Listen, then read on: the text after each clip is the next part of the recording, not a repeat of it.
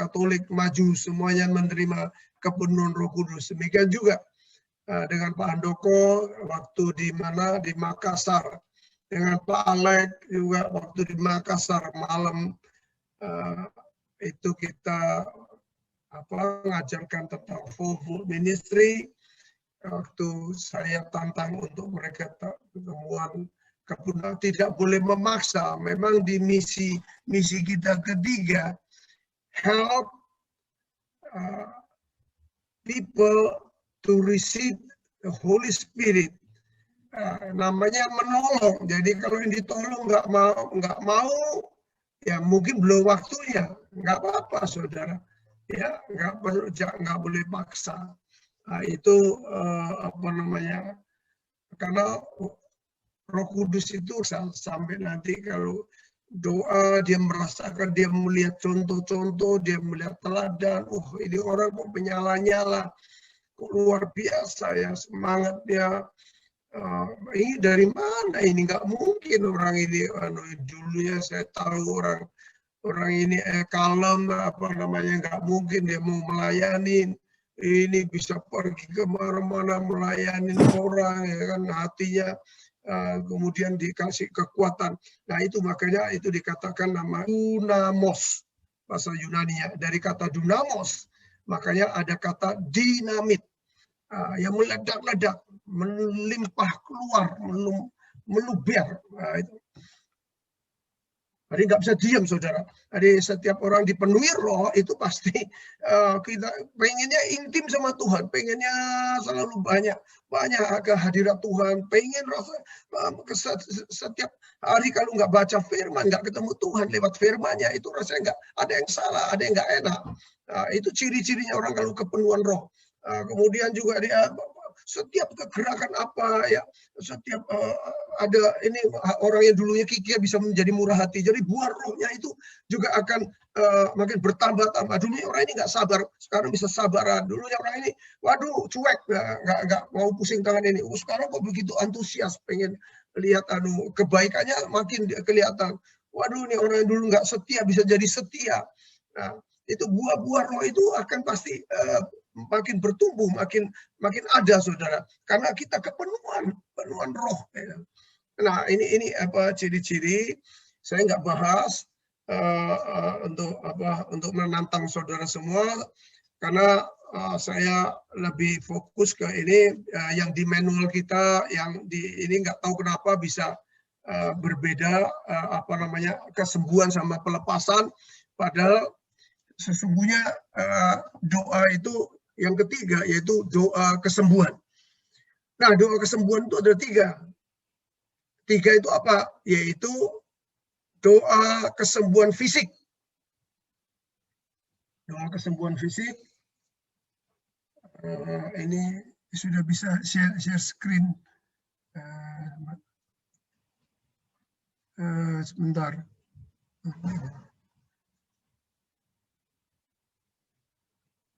Yes. Ya, body, fisik, jasmani.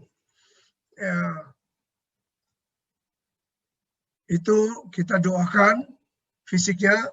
Nah, apa yang dibutuhkan yaitu iman, saudara. Iman. Kemudian yang kedua yaitu kesembuhan batin, yang terkenal dengan kata inner healing, ya, atau jiwa batin ini. Itu yang dibutuhkan cuma satu kata, ya, pengampunan.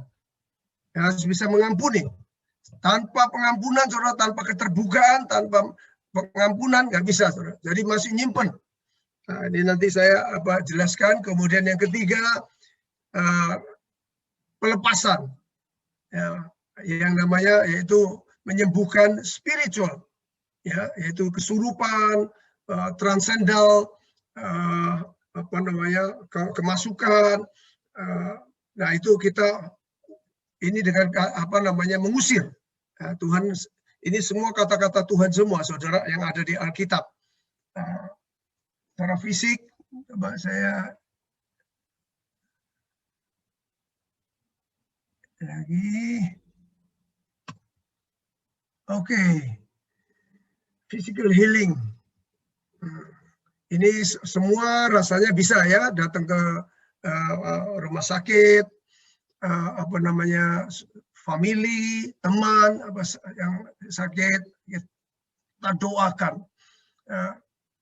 Ini ayat-ayatnya saya munculkan ya, Kisah Rasul 4 ya. Ulurkan tanganmu untuk menyembuhkan orang, adakan tanda-tanda mujizat oleh nama Yesus, hamba-Mu yang kudus. Ya. Saudara, kenapa kita disuruh Tuhan ini? Karena Matius 9 ayat 35 sampai 36 itu ngomong begini, Tuhan Yesus sendiri berkeliling ke semua kota, desa, mengajar dalam rumah ibadat, dan memberitakan Injil Kerajaan Surga, serta apa? Nah, ini kewajiban kita semua, beritakan Injil ke seluruh dunia. Ya, beritakan Injil, nah, kemudian Kerajaan Surga, serta melenyapkan segala penyakit dan kelemahan. Nah, supaya apa, saudara? Supaya mereka orang itu yang banyak itu tergerak hati, apa namanya, mereka bisa menjadi percaya. Nah, dasarnya, saudara, iman ini berjalan kalau kita ini, kalau untuk inner, apa namanya, untuk semua kesembuhan ini, dasarnya cuma satu, saudara, yaitu harus ada yang tuh seperti hati Tuhan, yaitu apa? Compassion, belas kasihan, hati yang apa, nggak rela kita punya belas kasihan. Kalau saudara nggak punya hati belas kasihan, karunia kesembuhan ya yang Tuhan berikan itu tidak bisa mengalir, saudara. Makanya itu yang disebut seringkali ya niru-niru orang. Harus keluar dari hati kita ini, ada beban. Jadi semua doa apapun, saudara, doa syafaat, doa peperangan, nanti saya cicil, saudara, doa kesembuhan, saudara, itu harus ada beban, saudara, bagikan pada tergeraklah hati Yesus oleh belas kasihan kepada mereka karena mereka lelah, terlantar seperti domba yang tidak bergembala. Jadi harus punya empati yang tinggi. Kita punya belas kasihan, compassion. Itu ada aliran kuasa nyelonong kalau di rumah sakit, doakan orang, jangan langsung nyelonong, sembuh. Tuhan ngomong apa gitu, tanya dulu gitu. Ya, tanya.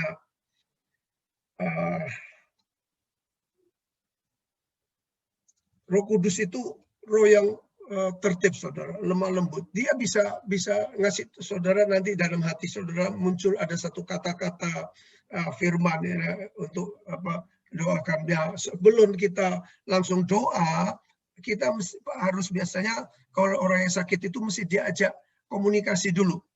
Nah, komunikasi itu awal daripada kita nanti bisa memiliki hati compassion. Ada yang seketika kita melihat orang yang langsung parah sekali, ya, seperti apa namanya, orang yang lumpuh yang sudah bertahun-tahun di Bait Allah itu, yang ada di Kisah Rasul 4 itu, ya. Kemudian Petrus waktu dia masuk ke Bait Allah itu kan melihat langsung jatuh belas kasihan. Tapi kalau dia sakitnya kita juga nggak tahu apa, lagi berbaring, nah kita tanya, nanti di situ bisa kelihatan, oh ternyata saudara ini diberi hikmat karena Tuhan. Ternyata bapak ini atau ibu ini salah makan, mungkin tamak, serakah, atau mungkin mengalami kecelakaan, atau seringkali memang karena ulah kita sendiri, saudara. Kita nggak menjaga mulut kita nggak menjaga pikiran kita, nggak menjaga hati kita. Kita kadang-kadang juga sembrono, kita kadang-kadang apa namanya melakukan dengan ceroboh, itu menyebabkan kita mengalami luka atau kita mengalami sakit. Nah, di situ kita baru bisa tahu, kita baru bisa memahami orang itu pasti nanti timbul belas kasihan. Nah, di situ nanti Roh Kudus akan memberi kita hikmat, kemudian nuntun. Nah, nuntun orang ini untuk minta ampun dulu sama Tuhan. Nah, itu bisa dipakai doa, menuntun doa orang pertobatan. Tuhan Yesus, ampuni saya. Supaya dia sudah ikutin, saudara. Kadang-kadang orang yang lagi lemah, lagi sakit, itu nggak ada gairah, saudara. Nggak ada semangat, nggak ada ini. Makanya butuh orang lain. Butuh orang lain yang lebih kuat, yang lagi sehat untuk menolong, apalagi yang berhikmat. Ya, itu makanya saudara jangan jemu-jemu, saudara. Ya, doakan di rumah sakit, doakan setiap ada kalau ada orang ini, doakan, saudara, datengin. Sekarang kalau umpama sekarang dengan Zoom pun juga bisa. Kalau begitu dia sudah mulai terbangun komunikasinya, terbangun hubungannya, kita manis, kita datangnya manis, baik, kata-katanya lembut, dia akan terenyuh, saudara. Dia otomatis pasti gampang sekali, saudara. Orang kalau lagi hang, ya, lagi problem, manusia itu gampang sekali, saudara, untuk menerima ajaan kita. Dia mau. Pernah saya saksi, ya, saudara, banyak sekali kesaksian saya. Saya cerita ini aja yang agak spesial, yaitu pada waktu mamanya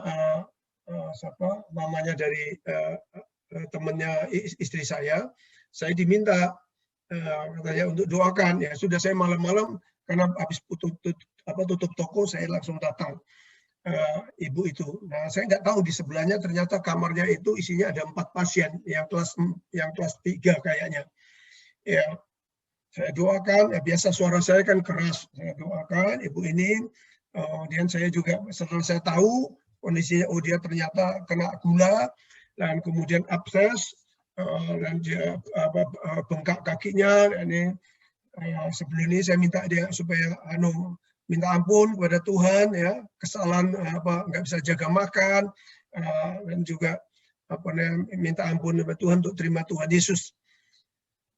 Dia orang Kristen, saudara. Ya, mungkin Kristen yang mingguan, saya juga nggak tahu. Nah, saya keluar, selesai. Saya bilang, tante, sudah ya, terima kasih. Ya, saya keluar, saya dikejar.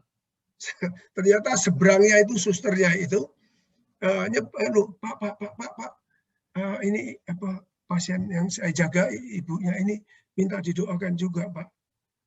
Wah, saya datang lagi, saudara. Itu kali baru pertama saya ada orang langsung minta saudara doa. Kayaknya kayak di Alkitab itu, ya, kayak Tuhan Yesus pelayanan mana dimintain orang. Nah, itu, waduh, saya percaya Tuhan itu luar biasa yang ada dalam diri kita masing-masing. Kemudian saya doakan ibu itu juga, saya juga nuntun dia dalam doa pertobatan.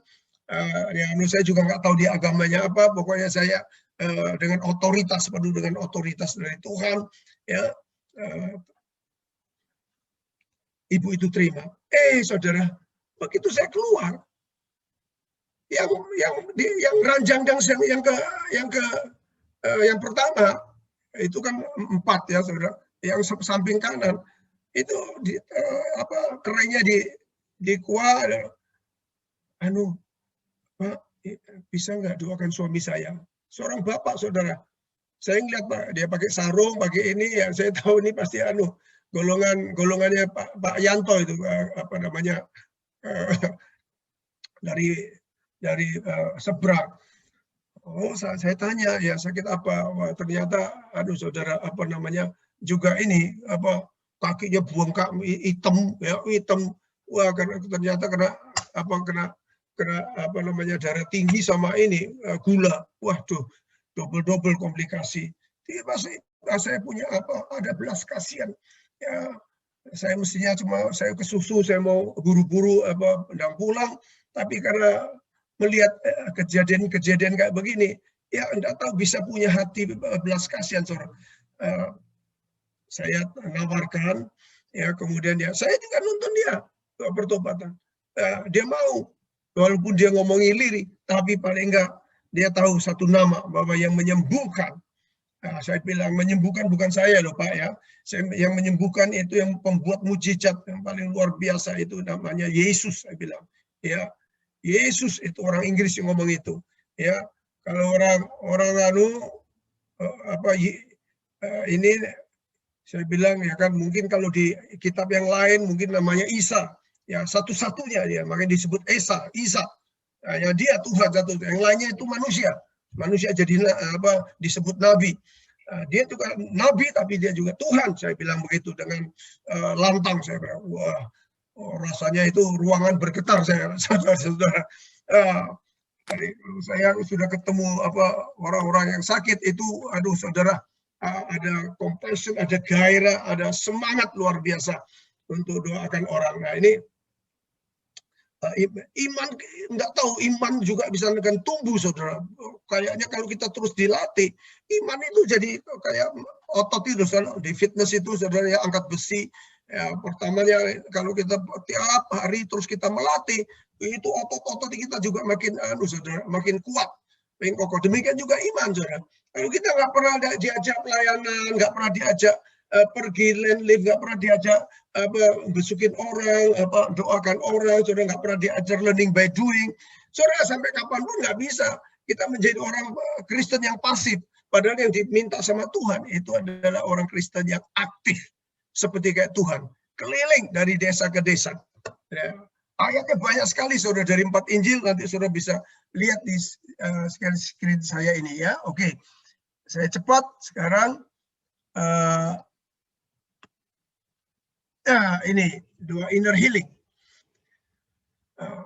Orang bisa patah hati, orang bisa luka hatinya, itu justru yang ngasih black hole, yang ngasih luka jiwa kita, ya, menjadi nelongso, jadi desperate, jadi membenci, menjadi semua itu karena orang yang justru paling dekat.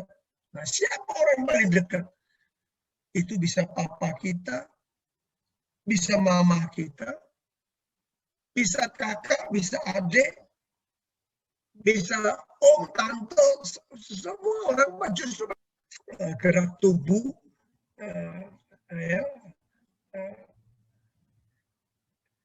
dengan mencaci maki, itu melukai, saudara. Nah, kalau sudah melukai, saudara, itu tumpuk, itu kerekam di mana? Nah, di belakang, ya, otak kecil itu memori kita, ngalami trauma, ngalami masa-masa yang tidak enak, ya, sakit batin ini, jiwa itu ada di sini, saudara. Nah, untuk melayani kesembuhan batin atau inner healing ini, saudara, kita harus mengacu kepada Yakobus 5 ayat 16. Yakobus 5 mulai dari ayat 14 sampai 15, ya. Karena ada seorang dari kamu yang sakit, balik memanggil para penatua, ya, kemudian supaya mereka mendoakan dia serta mengoles yang minyak dalam nama Tuhan. Doa yang lahir iman akan menyelamatkan orang sakit itu, akan membantu dia. Jika ia terbuat dosa, maka dosa akan diampuni. Ya. Pertama, dia harus mengaku bahwa kita harus koreksi masalahnya dia apa, ya, akar masalahnya itu apa. Jadi akarnya itu apa? Kalau dia tertolak, dia merasa seperti kayak Daud, ya, nggak dianggap sama papanya membanggakan kakak-kakaknya, itu Daud itu bersyukur dia ketemu dengan dengan Tuhan. Dia sukanya akhirnya menyembah Tuhan. Lukanya sudah disembuhkan. Kalau enggak, itu dia akan jadi troublemaker, saudara. Ya, merasa disingkirkan, dia itu introvert, merasa dia kalau ini bicaranya bisa sengak, juga kalau sering dipukuli ternyata nimbul kebenciannya, seperti saya, ya, nggak ada salah, ya, papa saya pulang dari judi, marah, saya dipukuli, ya, melakukan apa aja dianggap salah, pokoknya bikin anak itu bikin susah, kayaknya mengganggu dia punya hobi judi, sehingga termasuk adik-adik saya, sehingga itu kemarahan bertumpuk-tumpuk dalam hati saya dari kecil, saudara. Ya, bayangin, saya nonton orang main lentre itu waktu saya umur 7 tahun. di sekolah waktu saya SD kelas 1 sekolah Tionghoa itu di depannya Undaan itu kan yang dibongkar itu. Dia bongkar depannya itu ada restoran dulu, restoran di atasnya sungai itu apa namanya? Saya lupa restorannya itu. Nah, saya sekolah di situ. Aduh, saudara, saya ini cuma ngelihat saya nunggu karena nunggu dijemput.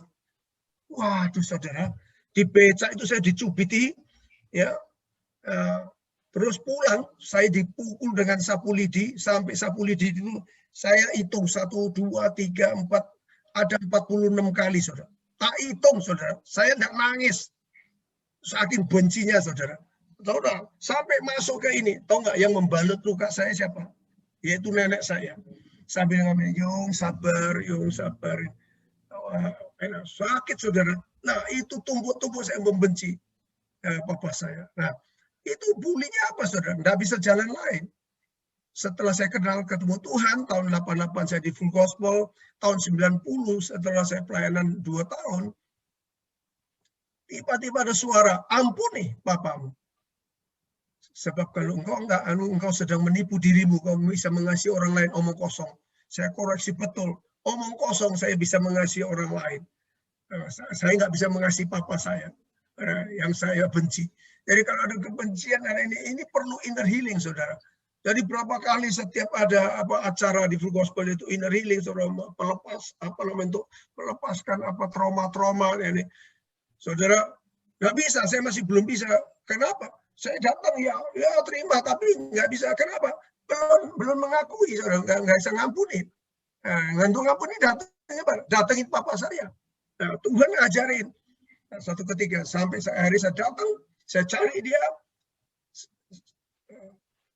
Setelah saya menceraikan dia, saya cari dia, saya minta maaf dan saya saling terjadi pemulihan. Nah, di situ awal breakthrough saya. Jadi kalau saudara melayani orang ya di Full Gospel ini, maka kita pergi untuk melayani ini. Nah, ini paling penting, saudara. Banyak orang yang kenapa itu mesti dikoreksi, saudara. Mesti ada something wrong di dalam diri seseorang itu. Belum mengalami personal breakthrough. Ya. Nah, luka-luka ini sudah tersembunyi, nggak ada orang tahu. Makanya sering Dr. Budiono dulu kan juga heran. Pasiennya mesti datang itu tiap bulan Juni. Ya, seorang wanita. Ternyata setelah dia berapa kali datang, 4-5 kali, dia curiga, dia tanya, tiba-tiba dia dikasih hikmat, tanya, oh ini, kok dikasih asmanya kumat, saudara. Mesti kumat bulan Juni. Datang ke Indonesia. Ternyata kemudian ditanya, kenapa sih kamu ini? Wah, ternyata dia ini datang ke mertuanya, kepaksa. Dia itu benci sama mertuanya. Waduh, dia dilayani sama Om Budiono waktu itu. Dilepaskan, saudara. Ya, dalam nama Yesus ya, semua pengampunan suruh dia ucapkan. Aku melepaskan pengampunan. Pertama dia nggak bisa, saudara. Om Budiono bilang. Tapi akhirnya kalau kamu nggak bisa, lu selamanya begini sakit terus. Lu mau sakit terus apa enggak? Atau lu mau pulih? Akhirnya dia mau pulih, dia dilayani, akhirnya sembuh, saudara. Nah, sembuh sejak itu dia sudah nggak pernah datang ke Om Budiono. Dia bilang, aku kehilangan pasien 1, tapi nggak apa-apa, heran, ada sukacita. Saudara, ada sukacita. Kalau saudara mau dipakai Tuhan, makin di-upgrade sama Tuhan, nggak ada jalan lain. Mesti bereskan di dalam tubuh ini. Nah, ini inner healing. Ya, terutama saudara lihat hari-hari ini, banyak, saudara, banyak pasangan-pasangan muda. Wah, trouble, mau cerai. Saya dapat kabar barusan ini. Oh, bukan cuma di gereja. Oh, cuma itu di mana? Di Cirebon. Di Cirebon, di Pekalongan. Itu bukan ratusan, ribuan. Itu minta perceraian. Mereka jadi janda, saudara. Begitu banyak, saudara. Kenapa? Nggak gesekan sedikit karena ekonomi nggak bisa bertahan, saudara. Ya, dalam kondisi sekarang ini. Makanya ini, saudara, kenapa saya terbeban sekali, kemudian Tuhan ingatkan kembali ke Fold Ministry, pelayanan Full Gospel ini, menyembuhkan persis seperti yang Tuhan Yesus katakan, ya, menyembuhkan orang, ya, orang yang patah hatinya. Nah, ini, saudara, ya, kemudian Amsal 28 ayat 13 ini ngomong gini, saudara, siapa menyembunyikan pelanggarannya tidak akan beruntung. Kalau kita nyimpan terus, saudaraku, aduh, saudara, sungguhan, nggak beruntung, kita yang rugi. Ya, kita ini anak terang. Terang itu harus kita nggak usah gengsi, saudara, nggak usah apa namanya, percuma, saudara. Gengsi itu malah membuat kita sengsara, saudara. Ya, siapa mengakuinya dan meninggalkannya akan disayangin. Wow, luar biasa loh, saudara. Amsal 28 ini, coba. Siapa mengakuinya, dan harus mengakui. Awal daripada pemulihan itu pengakuan, confession, mengakui. Dia akan setelah itu meninggalkan, saudara. Jangan ingat-ingat lagi, sudah buang. Maka ini tuh butuh orang lain, dilepaskan. Ya, layanin setelah dia tahu, siapa supaya ngulangin. Aku lakukan ini, aku dianiaya papaku, aku ini, kemudian dia ngaku nih, aku pernah dipukul, pernah gini. Ya, saudara, untuk diucapkan, dia ucapkan, kemudian kita cabut dalam nama Yesus, kemudian minta dia confess. Tuhan, aku sudah mengakui, saat ini aku mengasihi mungkin papaku, mungkin mamaku. Setelah itu kita dorong dia untuk ketemu papa atau mamanya, supaya terjadi rekonsiliasi. Nah, di situ awal pemulihan.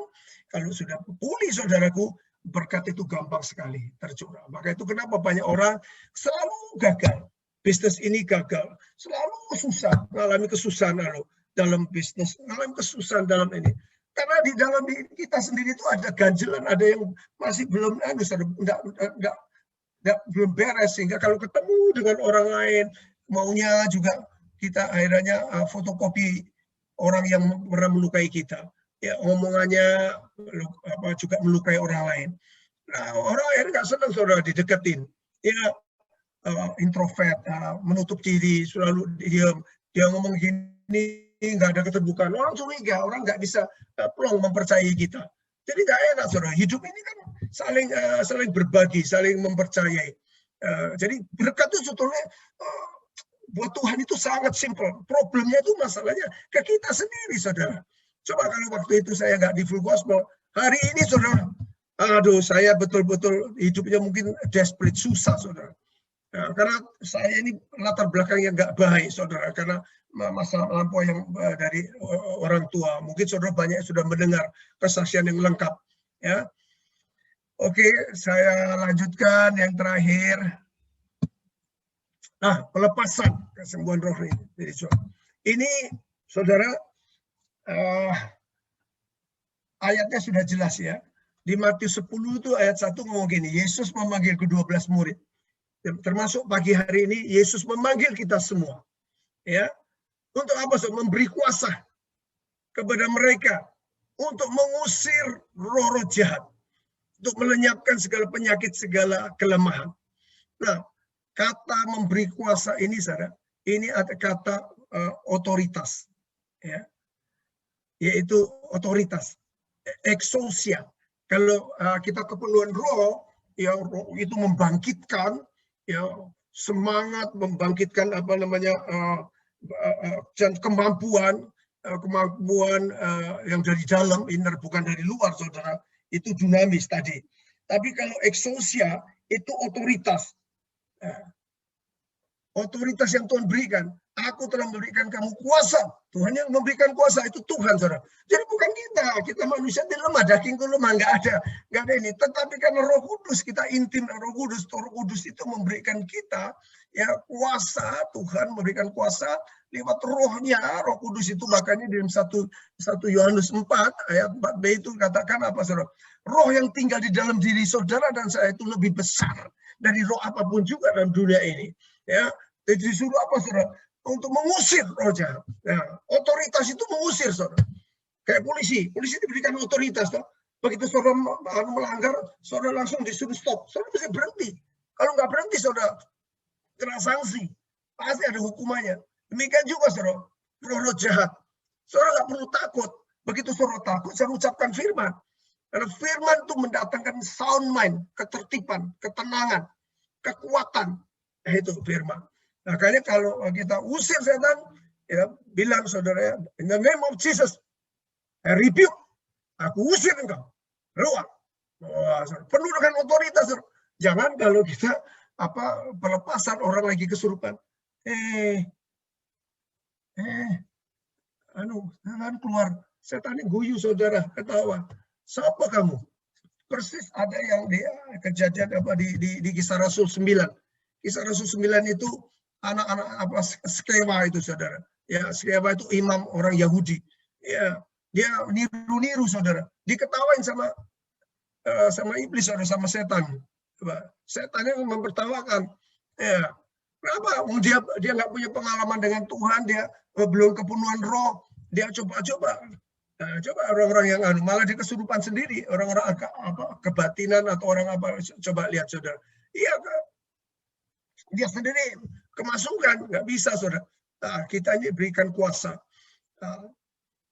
Saya kalau di ranah ini sudah sering, saudara, ya, sudah sering melayani.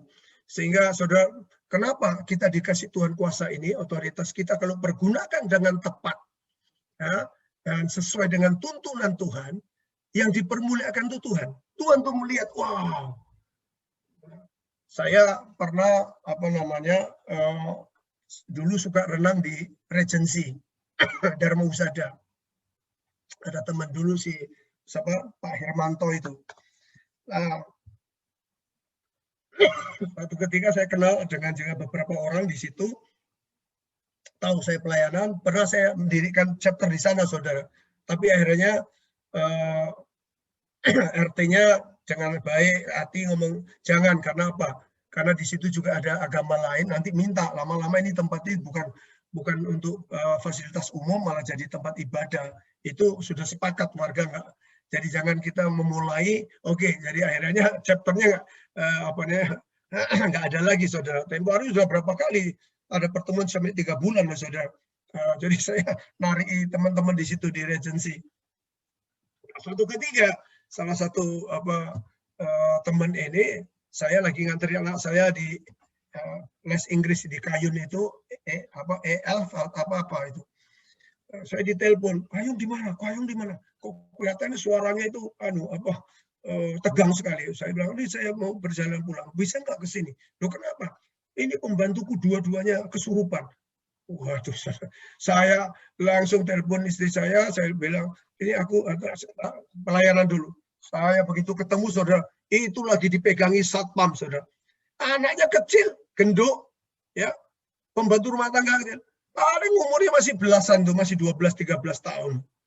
Paling kecil sekali, saudara, paling tingginya 1,30 meter, 1,20 meter tuh.